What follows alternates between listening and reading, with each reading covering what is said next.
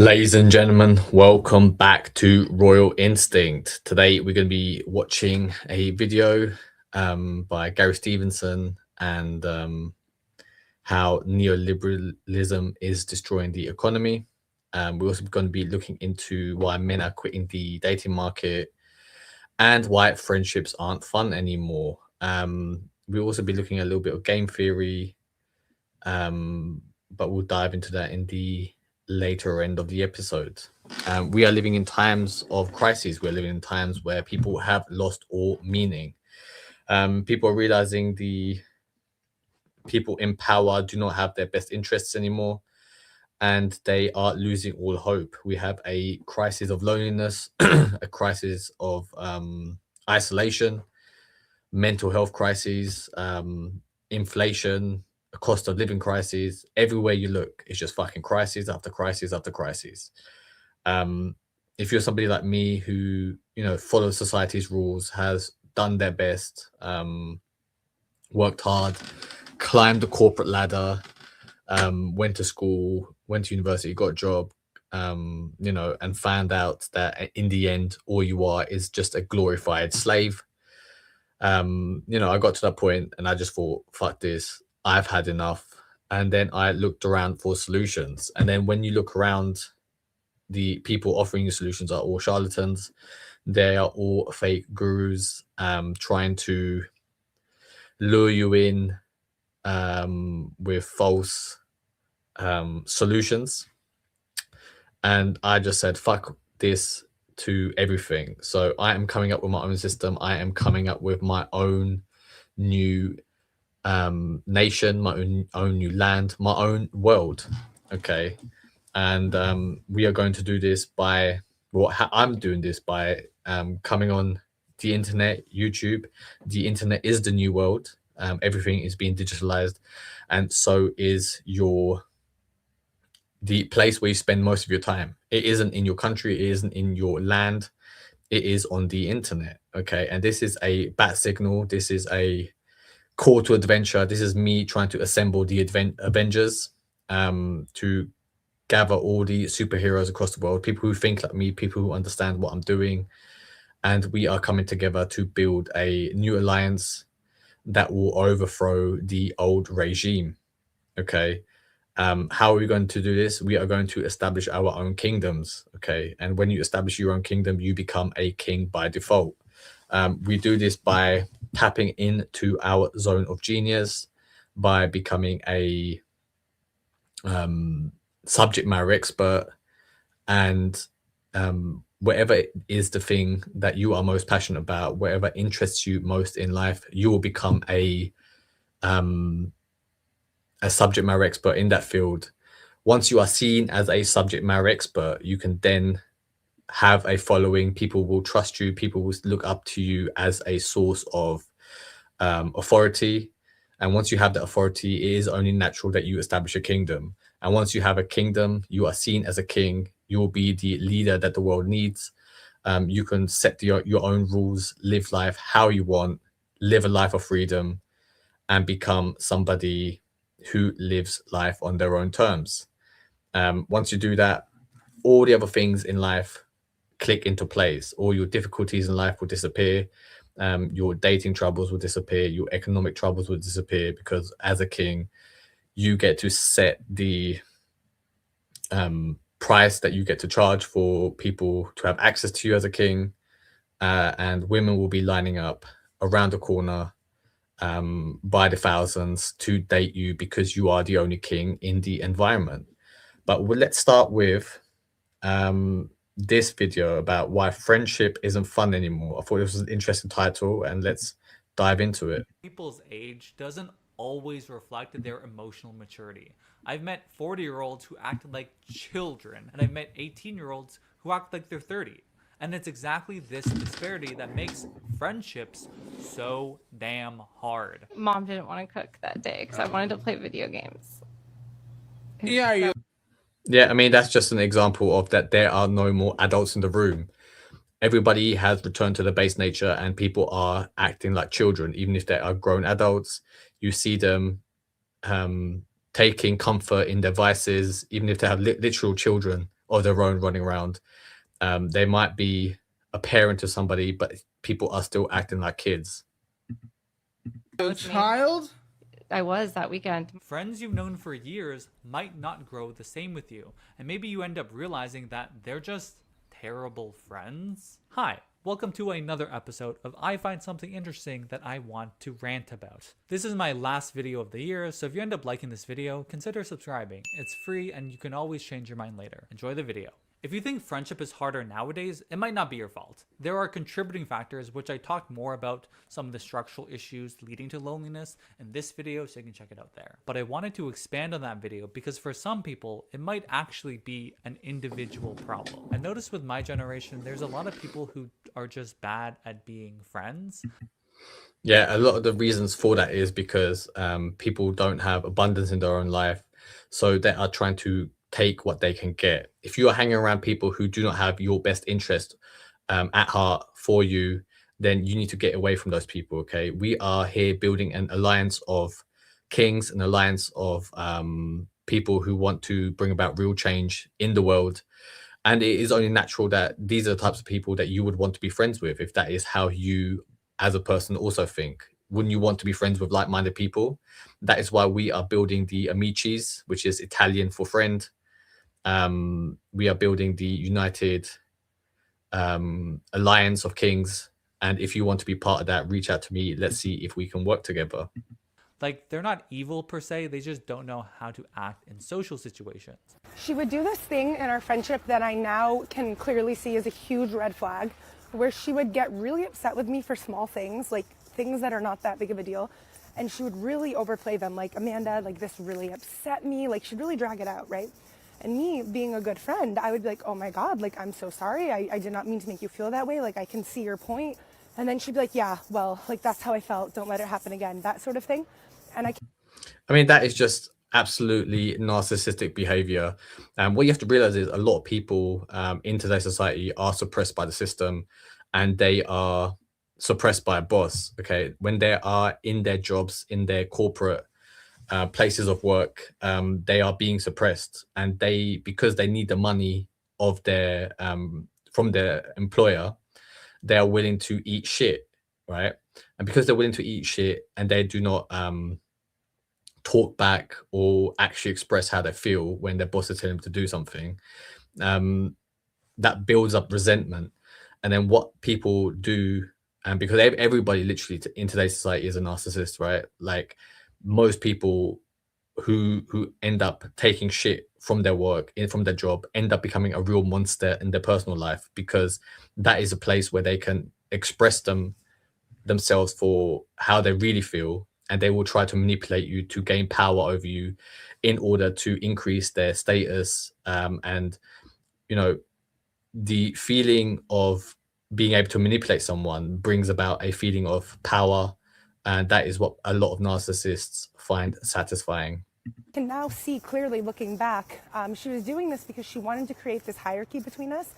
I think Yeah, because she's her friend is at the lower end of the hierarchy at work. She needs a place in her life where she has higher status and is at the top of the hierarchy.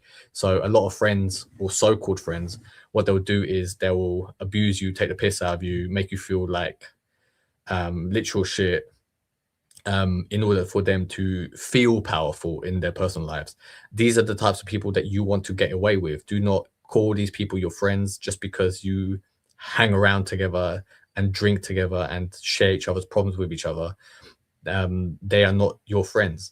They are just using you for your time as an emotional tampon, and you want to get away from those people as far as possible. Okay, the types of people that you want to be friends with are the people who are able to help you better your lives, enrich your lives. The types of people that we are friends with here at the Amicis, we uplift each other, we help each other build kingdoms, we stand together against tyranny, and we celebrate our successes, and we do not undermine each other. she liked having me be in a position where I'm like trying to like win her back, like win her attention back. Some people are over therapized and weaponize it. Almost 20 years of friendship down the drain. Story time. So my best friends from middle school were visiting me in New York City. These friends have some liquidity issues. I wanted to show them my favorite restaurants without anyone worrying about money or cost. So I said, I'll pay for all your food. Then they go home, and for 3 months, I don't hear from them. Stop responding to all of my messages in the group chat. And I asked one of them if they were ghosting me and what's wrong. And they said, the way that you paid for everything on our trip was manipulative. So this person went out of their way to do something nice for their friends. Their friends came to visit her. So because she was hosting them, she decided to pay for their expenses, for the sightseeing, for the food, which is a nice thing to do. I believe if you're hosting someone, if you invite someone into your home, you should, you should take care of your guests, kind of like Game of Thrones. When you go to somebody's castle, you have guest rights where you are protected by the person hosting you, and they'll feed you, was it mead and wine at the king's table, which is what she was doing. She was being a good friend. However, the people receiving this benefit decided that it hurt their ego that somebody else was providing this experience for them. Maybe they thought she was flexing her wealth in their faces, and they decided to call her manipulative. Okay, so you go out your way to do something fucking nice for people, and then this is how they respond. Don't be friends with these types of people in the first place. I don't know what this woman's reaction will be. We will see. However, if that was to happen to me, then I would be like, yep, you walked out of my life, great, fuck off. And then you move on, and then you make room for the people who do deserve your time in life, who will respect you and the things that you can provide for them. You don't serve me anymore. I'm like, did your therapist tell you this? Who the hell is serving who? We're friends. Yeah, a lot of people are in therapy in today's society, and they're getting absolute terrible advice. Therapy is causing a lot of people to become narcissists, where they are literally perceiving every little slight as a power play against them, and then they have their therapist who they pay, okay, to validate them and make them feel better, okay. And the reason why they validate them and their behavior is because then the patient, right, in therapy feels like this person actually understands me, so that's why they continue to pay that person and keep them in their lives, and then end up getting rid of actual good friends who care about you. Finding out that your homies are low-key fake as fuck has to be one of the most eye-opening experiences I have ever experienced in my life. Going zero communication. Yeah, I mean, this is why we are in a crisis of loneliness, because the friends that most people do make them out of circumstances, because you either went to school with them, you are either work with them, and because you share the same space in an environment, you feel like obliged to these people to be friends with them. Okay, we live in a world where we can connect with anyone across the globe, just such as like I am. 10 billion people. If the people that you hang around with currently, wherever you are in the world, you need to get out there, get on the internet, and find the right like-minded people who you believe will actually have genuine interest in you, who will have your genuine back when things go wrong. For 3 months because you don't like how someone paid for your meal, making other people feel like they're in the wrong constantly because you want attention. This is high school levels of immaturity, and it's appearing in full-grown adults. Colleges are now offering courses on how to be a good friend, because it's something my generation never learned through lived-in experience as teenagers. We were too busy trying not to die from a global virus. So now we need to spend thousands of dollars to pay a middle-aged psych professor to teach us how to be a good friend. The pandemic atrophied many people's social skills. I have a friend who still has not caught on to the fact that not every conversation needs to be about her or what celebrity she had. Yeah, when these days when most people talk to each other, they're just literally waiting for their turn to speak, and people have lost all listening abilities, right? Because most people, because they spend most of the time alone online, consuming brain rot content, when they do have the opportunity to speak, they make it all about their internal feelings, and they aren't willing to consume more of their friends' problems or whatever their friend has to say, and they just spill out all their own narcissistic tendencies. Dinner with last week. Like, can the rest of us say something without you making it about yourself? Part of the reason why I think she's like that is because I'm seeing my generation turn to social media for learning social norms. Something I notice younger Gen Z people do a lot is they use these therapy buzzwords to justify being a terrible person. One example of this is the phrase, "you don't owe anyone anything." Originally, this phrase was meant for people pleasers. But now you guys are using this phrase to justify being selfish and self-centered. Because what do you mean you won't give your seat up to a pregnant lady because you don't owe her anything? That's just so mean. Yeah, the world is becoming more and more isolated. People are just only in it for themselves, and you can see that by how the elites treat their people that they are meant to serve. They are robbing them blind.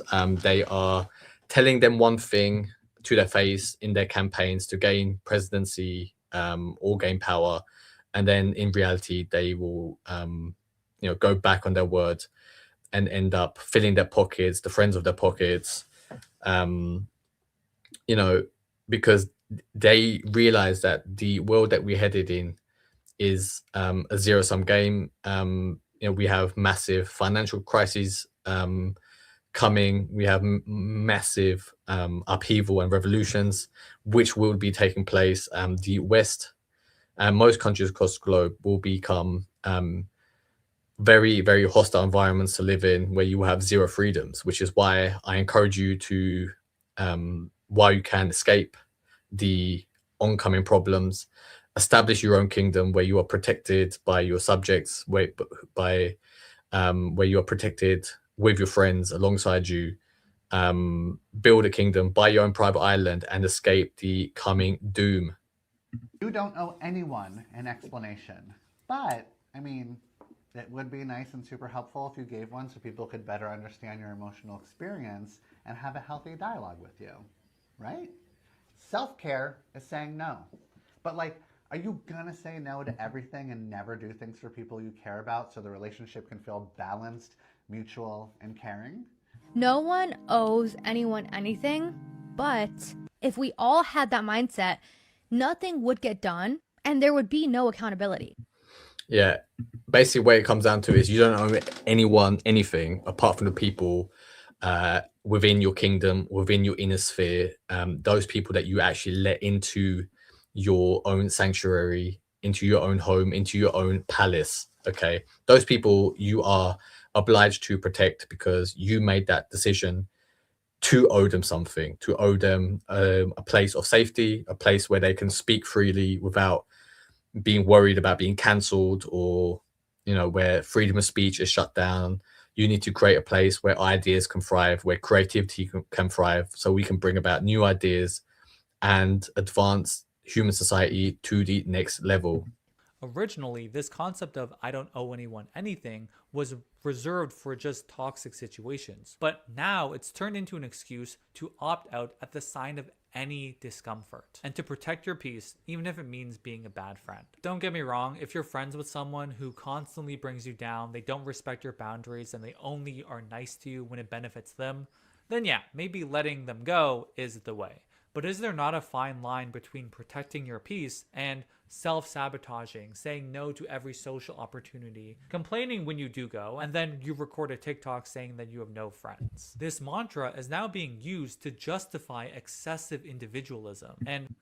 And how do we overcome this here at Royal Instinct? What we do is we integrate all aspects of our personality, where we are who we say we are, where we go forward in life without any fear, without any self-doubt. We are just who we are, and we become kings for our personalities.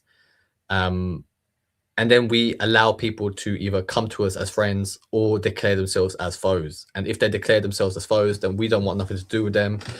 We do not engage with those people. We keep it moving. But those people that we do have a friendship with, a kinship with, we will be willing to fight alongside each other and bring about a more prosperous society, more luxury, more fun, because fun is really important in today's society.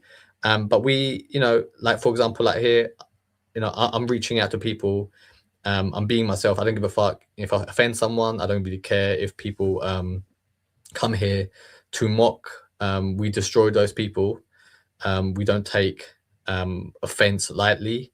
But the people who come and have, a like-minded worldview, who understand what I'm doing, what I'm saying, and think the same as me, those people end up becoming great friends. I had a person reach out to me yesterday. His name was Hidden Channel. He sent me a message on my website, saying that that he understands my philosophy, he understands what I'm doing, and that he wants to be part of it. And I have many other people reach out to me like that who also want to establish their own kingdoms, and we are building in the background. We are building to take over. We will be the first trillionaires. We will be the owners of the world, the owners of the universe, and we will be living like kings. That leads to a lack of basic human compassion, which conflicts. Let's jump into this other video about how neoliberalism is destroying the world. Now, under the system of capitalism, has a living standard which exceeds that of an 18th century monarch. Increasingly, the average person in this country struggles to simultaneously feed their kids and turn the heating on. What this guy is doing, his name is Gary Stevenson, and he has his own channel called Gary's Economics. He is building his own kingdom. He is building his own fame, and he is doing it by appealing to people's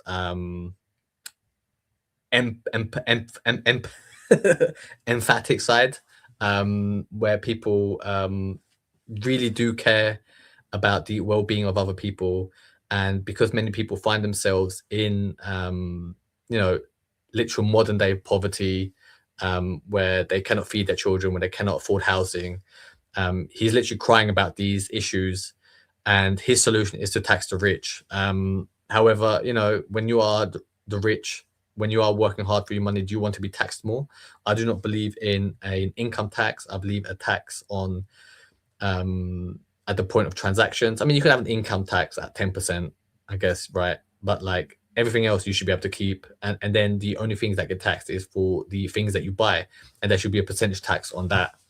That is the best way to keep the economy going, and that is what I believe is the actual solution. But what Gary Economics will say is, tax the rich, and have a society where there's wealth distribution. Well, that doesn't work if you can move country to a place like Dubai or Monaco, where there's, I think, 10% tax in Dubai now, or 0% tax in Monaco.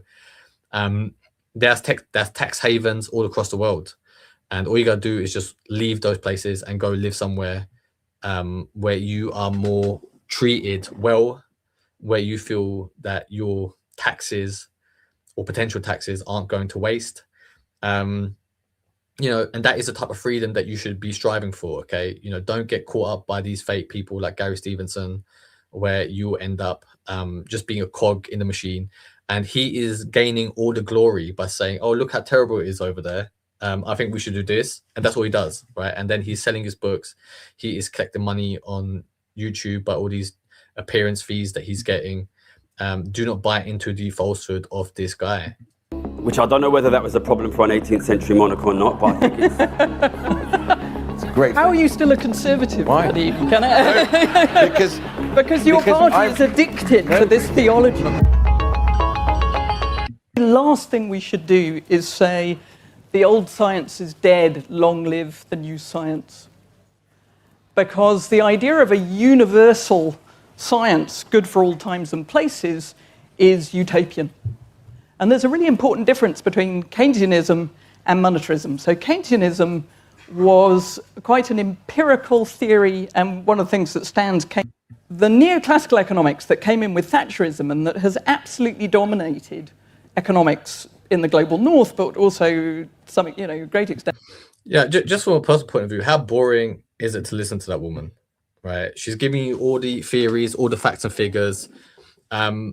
But these theories, these intellectuals, these researchers, they've been around for like 100 years. She's talking about Keynesianism, you know, which has been around since like the 40s, 50s, I believe even the 30s maybe.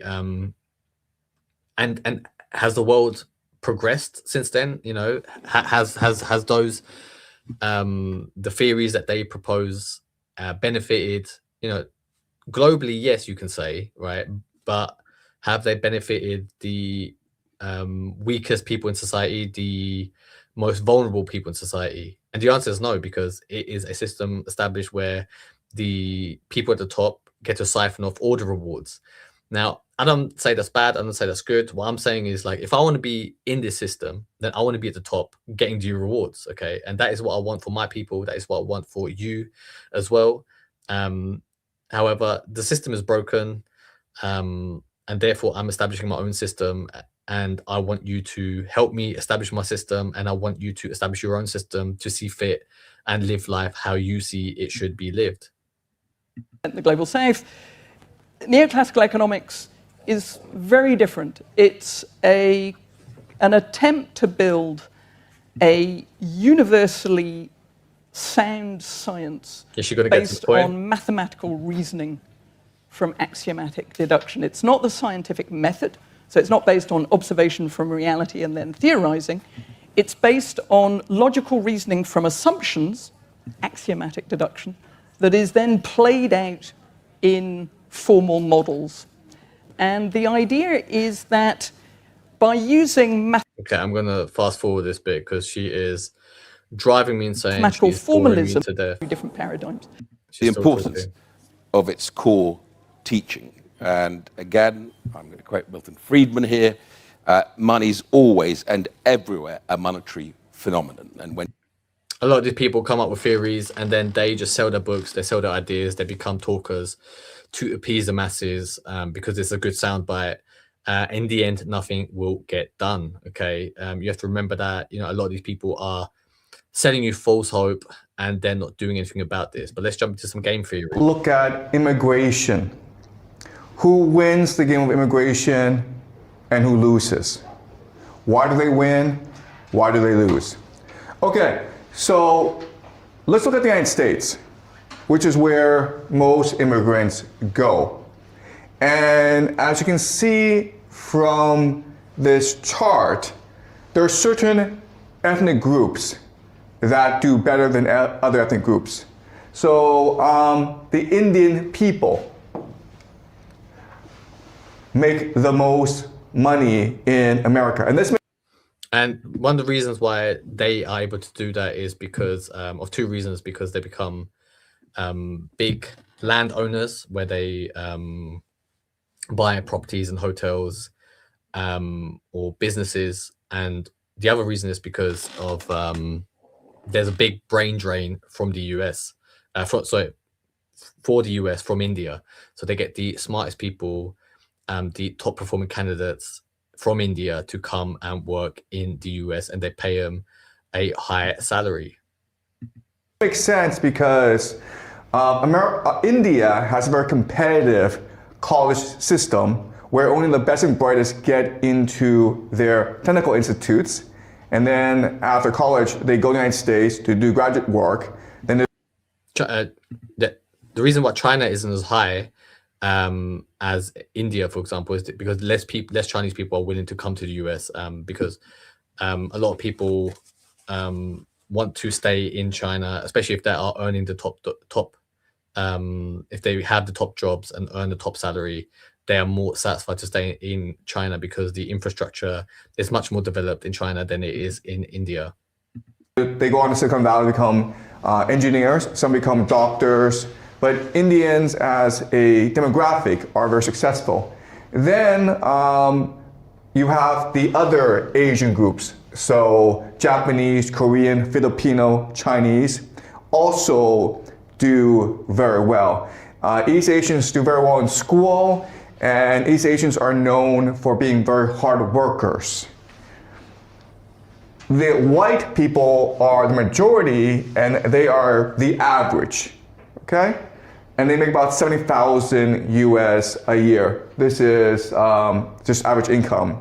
But then what's troubling is that as you go lower, you find that there's certain ethnic groups that don't do well economically. They include, of course, Mexicans, Latinos, as well as...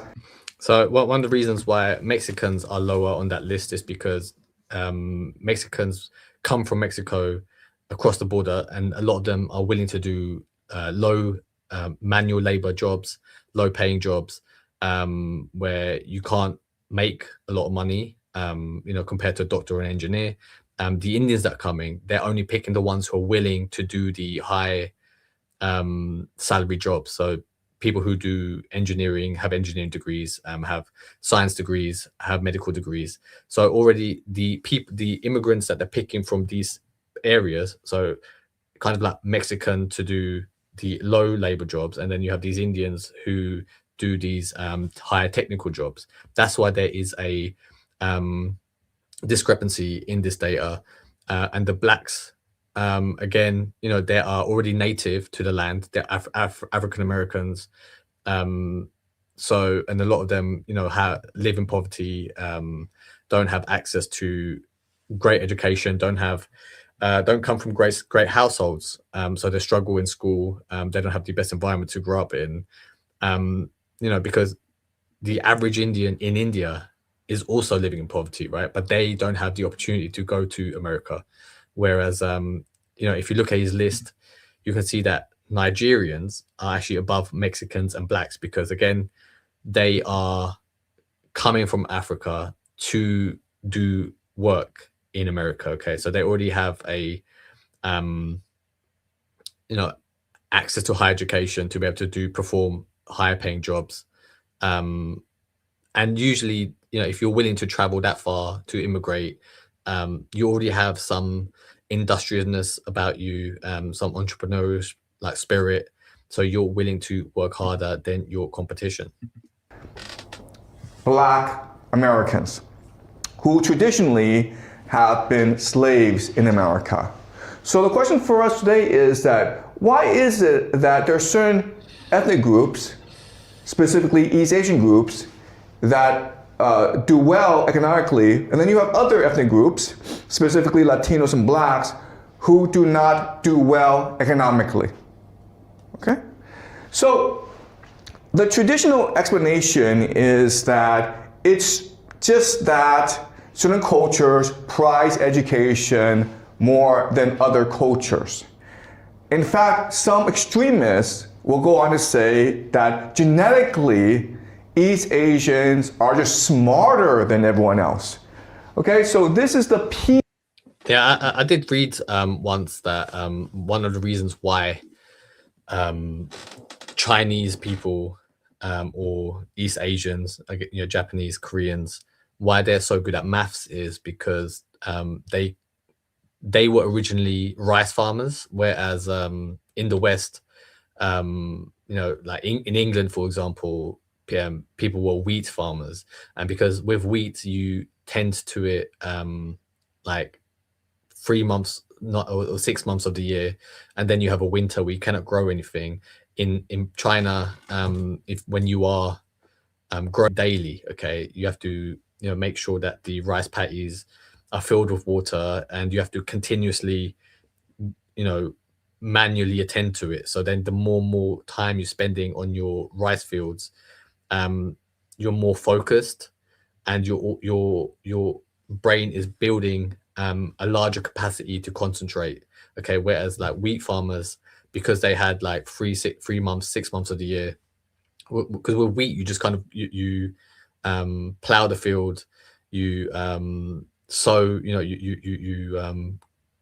place the seeds into the soil, and then the atmosphere, the weather will take care of itself. When it rains, it's great, okay, and then you just wait for it to harvest, and then you pick the harvest, and then you turn the wheat into flour.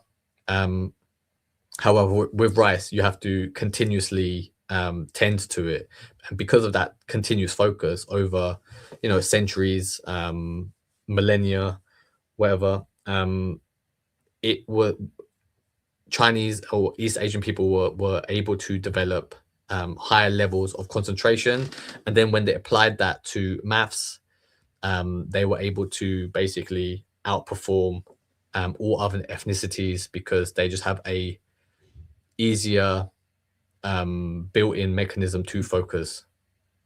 PISA rankings. This is from 2018. The PISA is the Program for International Student Assessment. So every 3 years, the OECD, which is an international organization, around the world, they organize tests for 14-year-olds in 3 subjects: math, science, and reading. And based on these results, the OECD, which is primarily concerned with economic development, forecasts a nation's ability to do well economically in the next 10, 20, 30 years. As you can see from this map, there are certain countries that do outstanding on the PISA. The nations in green do really well. The nations in yellow are average. And then there are these red nations that are below average, meaning that they will suffer economically. Now, as you can see, the nations that do really well are actually based primarily in East Asia. And they are Japan, South Korea, Vietnam, China. That's why a lot of people believe that in the future, East Asia will come to dominate the world economically. In fact, there are many who believe that already East Asia dominates the world economically, especially China. Then you have these other nations in red. I believe this guy, he is a college professor who practiced in the US, and then he teaches at a school in China, and so he has to be CCP positive. Okay, so a lot of it, he has to include some propaganda for the to appease the Chinese government, the CCP. So he's always pro-China for that reason. That will suffer economically.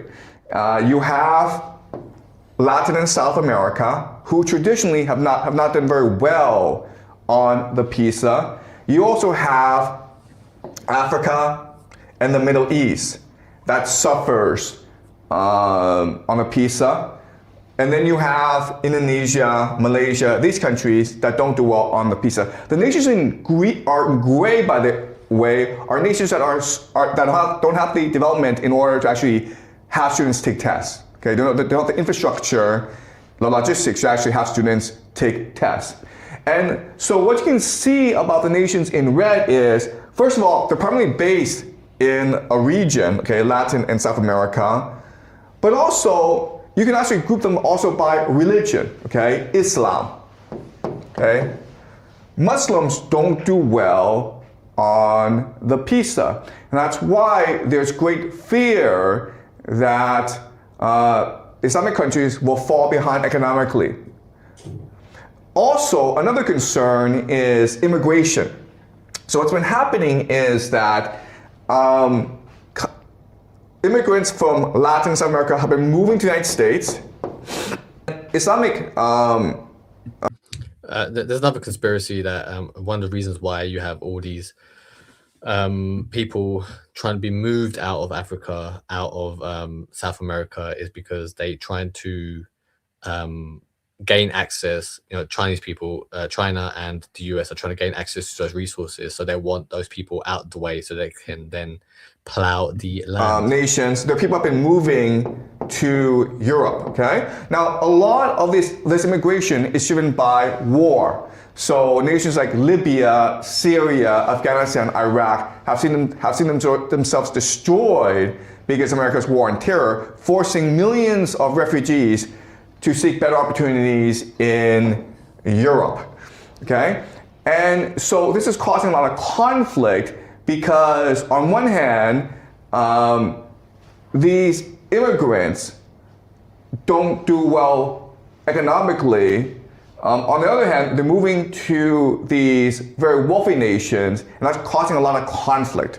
So what's driving this conflict? Yeah, it is a conflict of ideology. It is a conflict of different people trying to assimilate into the same system. When you have a different belief system, it is difficult to assimilate, which is why you are seeing all these problems across the world right now. You know, and you as a citizen of those countries, if you are in a Western country, or you have problems in your own country, you know, what can you do about it? What can you do about that system that is falling apart in front of your own eyes, a system filled with corruption, where you have your freedoms literally being taken away from you, and the elites are selling you out down the river, right? The best thing to do is not to play that game anymore, to establish your own rules, your own game, and establish a kingdom in your own name, a land that you rule in your in the way that you see fit. You know, you are in control of the laws, and you are in control of the people who come and stay with you and live with you. You know, try and live life on your own terms. Okay, so again, from the PISA rankings, it seems as though East Asians will come to dominate the world. The problem is that when you actually look at American society and you look at who succeeds, it turns out East Asians don't do as well as you think they do well. If East Asians are the best students in school and they go on to the most prestigious colleges and they are the smartest with the highest IQ, you would think they would come to dominate American society. The reason that that's not true is because they take the brightest and smartest from those countries and use those intelligent people as slaves. Okay, so even though you might think that the being smart is an advantage, mostly throughout history, all these smart people were used as slaves. Okay, don't become a glorified slave. Don't be caught up in games where you are trying to be the smartest person in the room. What you want to do is be the most powerful in the room, and the most powerful in the room is usually a king. Okay, that's why we are king maxing here. We are establishing our own lands. We are building our own kingdom, so we become kings. Be free from slavery. Don't don't try and play those games that the elites are trying to set so that you can become a glorified slave, escape the system, and start building your own kingdom. But let's jump into another video about modern dating. These types of videos, because when you're just talking off of speculation, and to me it seems like a lot of it is pretty obvious, but when you're talking off of speculation, because it makes people feel uncomfortable, they will try to attack you to delegitimize what you're saying. But when you have the data and the statistics right in front of you, you just become the messenger. So you get to put your hands up and go, hey, I'm just the guy delivering the message. Don't attack me. The numbers are right here. This is a chart showing how men perceive women's attractiveness. Looks pretty normal.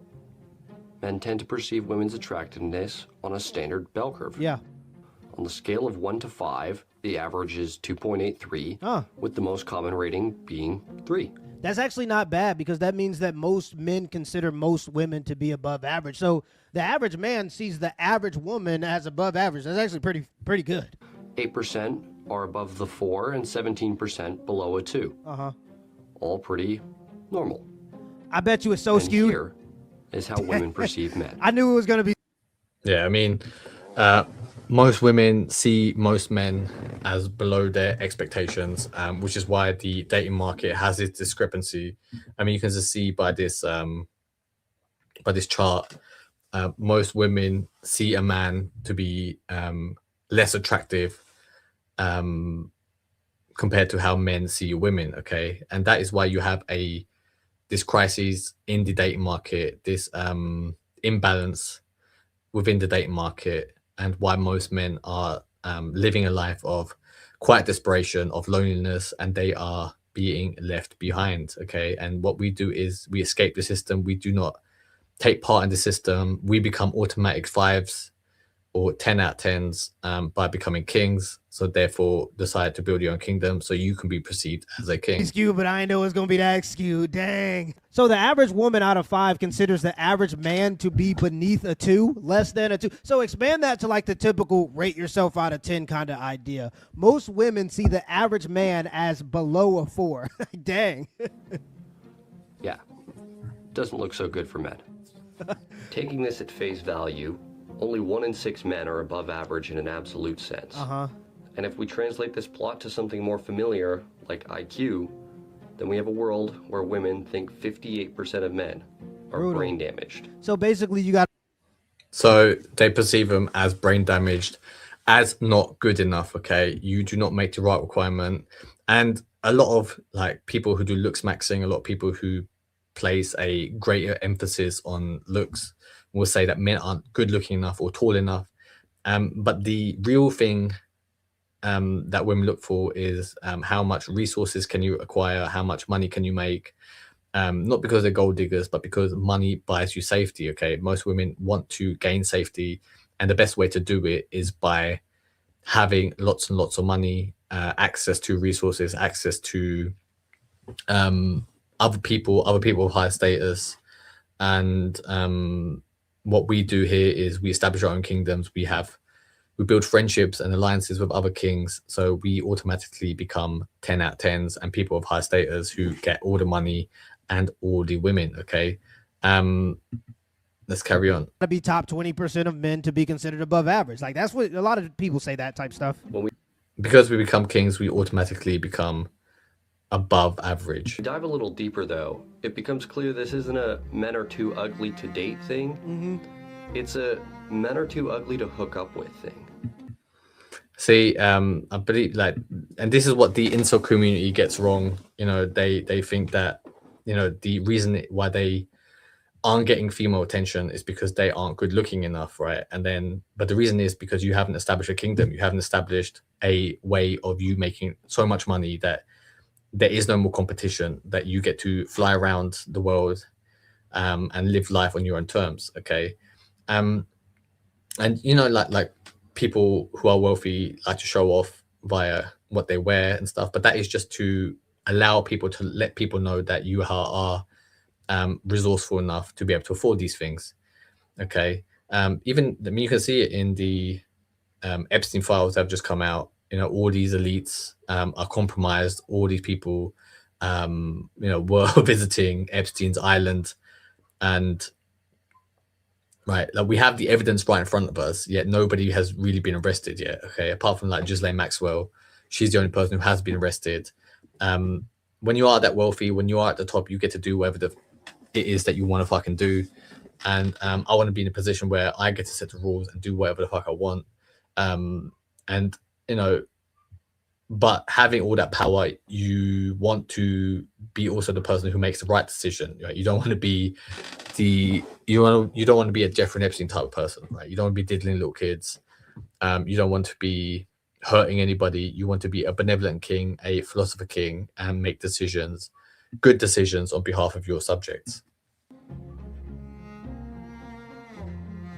This is OkCupid, one of the biggest dating sites in the world. And this is Christian Rudder, the former CEO of the platform. In 2009, looking to promote the platform, Rudder and his team began to release data from the site. Oh no. Giving us an insight into what the dating market really looks like. See, to be honest, I think that there are certain things that men were never supposed to know about women, but with social media, men have access to what women actually. Yeah, and yeah, like because we are in a more connected world, we have all the information in front of us. You know, now we get to make informed decisions. Most people are just rage quitting, giving up all hope, but I'm trying to find the people who still have hope, who still want to build a better tomorrow, a better society, and establish a kingdom so that we get to live life at the top and we don't subscribe to these shitty rules. Actually think without like bumpers set into place, and there are a lot of dudes that are becoming very black pill because of the realization. Like, I think that historically speaking, men have operated with women having a halo effect, so just the idea that they might be is between how men and women view each other's attractiveness on the site. But when asked about it in an interview promoting the book and platform, this is what he had to say. Tinder, those curves move even further apart. Match, they move closer together. The male curve barely moves. Yeah. It's really the female curve that moves around. The men kind of have the same curve on all three sites, and it's the And that is why men are deciding to quit the dating market, because their actions, their preferences have not really changed. It is what women believe that they have entitlement to, access to. And because, you know, they have Instagram and access to all these men, that they perceived value of themselves is becoming a lot higher. and they are becoming more and more picky, okay? So what do you do in a society where women are becoming more and more picky?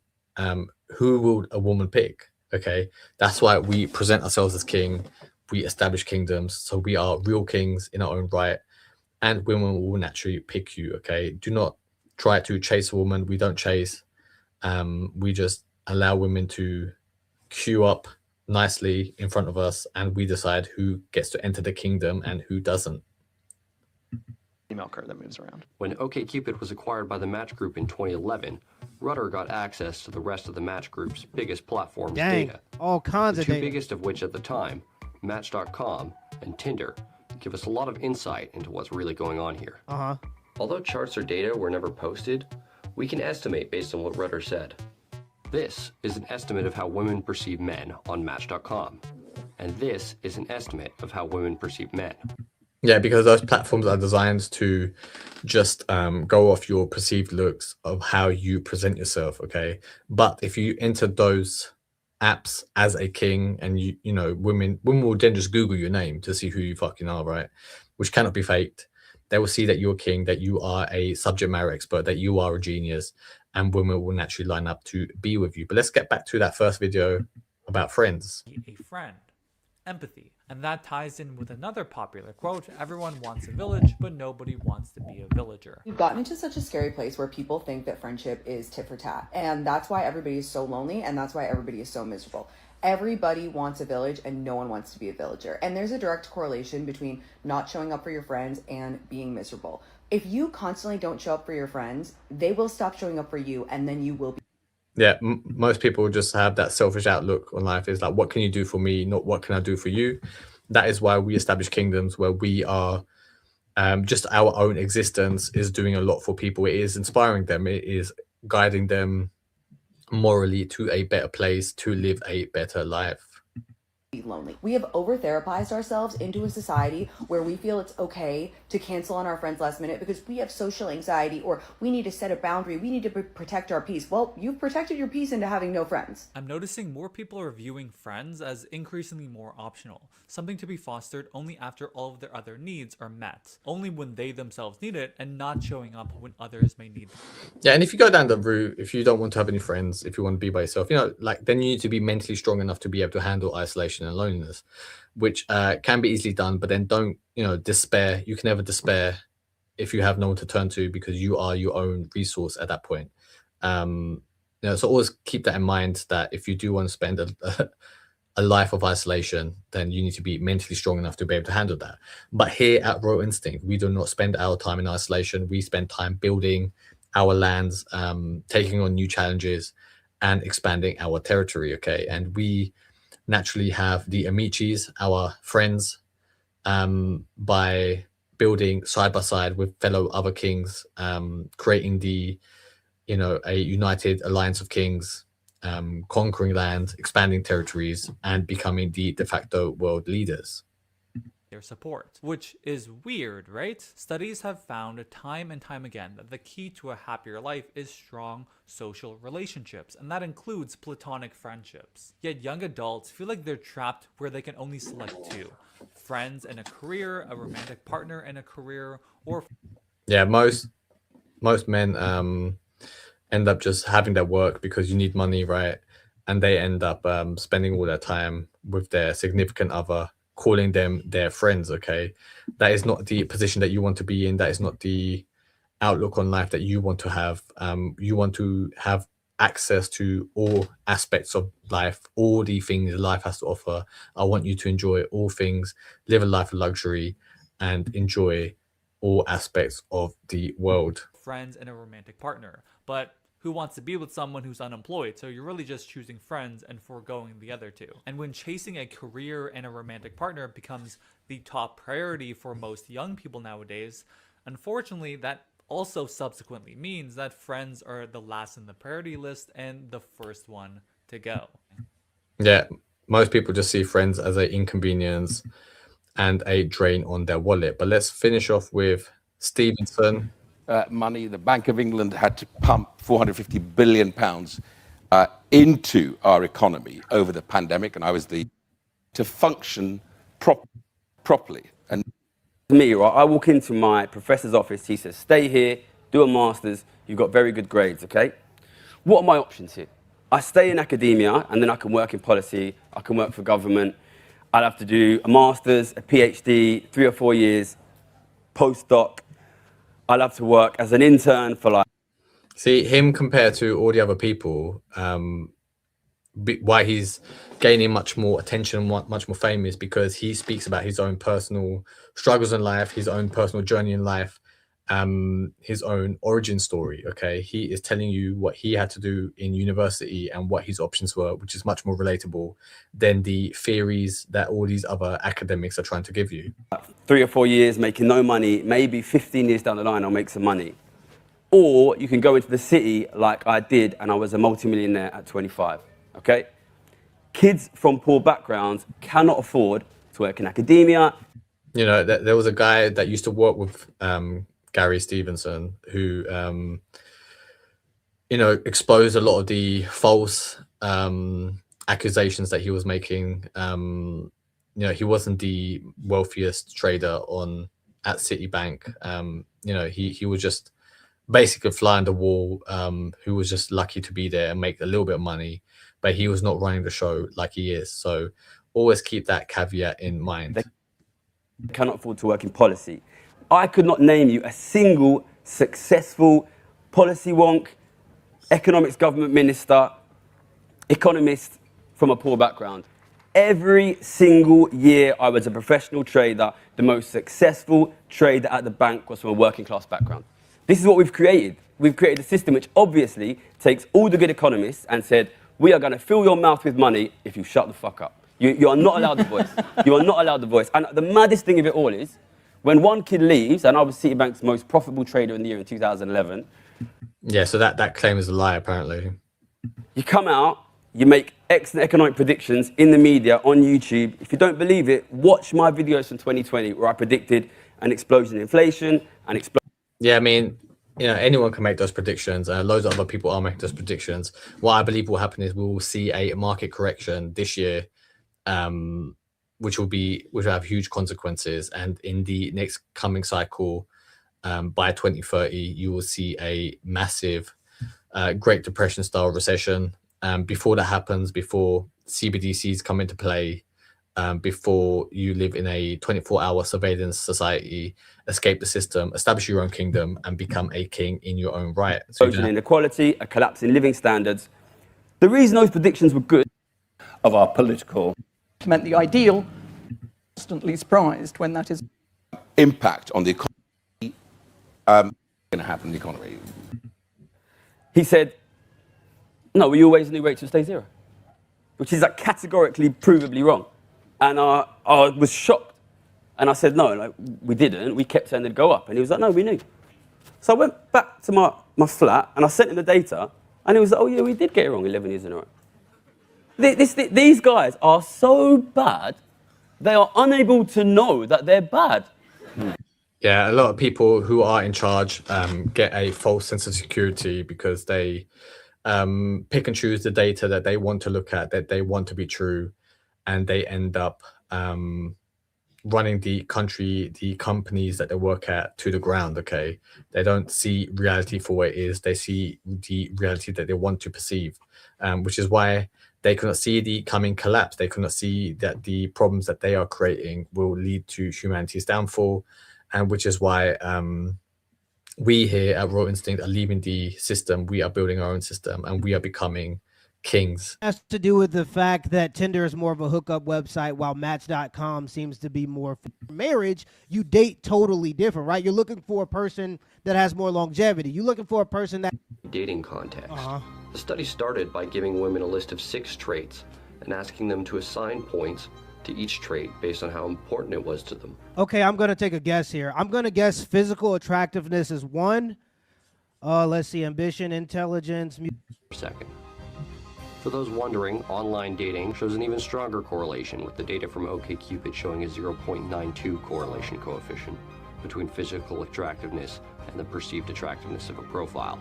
Yeah, well, you'll see those experiments where dudes will take an attractive guy like a registered... Men, women just don't admit it. That makes sense. Another thing I think most people aren't aware of is the effect of attractiveness is exponential. The 2011 study, What Makes People Click, Mate Preferences in Online Dating, looked at various traits to see what makes people attracted to each other. The study separated the 22,000 participants' facial attractiveness. You know, these studies, you know, they're usually not the greatest thing to go off, because there was another study where an experiment that they done where they showed pictures of men with their jobs, right, and they put underneath them like low income jobs like barista, working in a bar, like manual labor jobs, okay, and then they took the same pictures, presented to a group of women, but then they changed their jobs to like investment banker, doctor, engineer, right, all these high income jobs, and then they, just by changing the job title and nothing else about their features, they perceived them to be more attractive, okay, and which shows that, you know, the real thing driver that women are looking for is access to resources, access to money, because money in today's society buys you safety and shelter from the oncoming economic collapse and the economic crises that we are about to experience. But that is it for today. Thank you very much for tuning in, and I hope to see you on tomorrow's live stream. So thank you, take care, bye.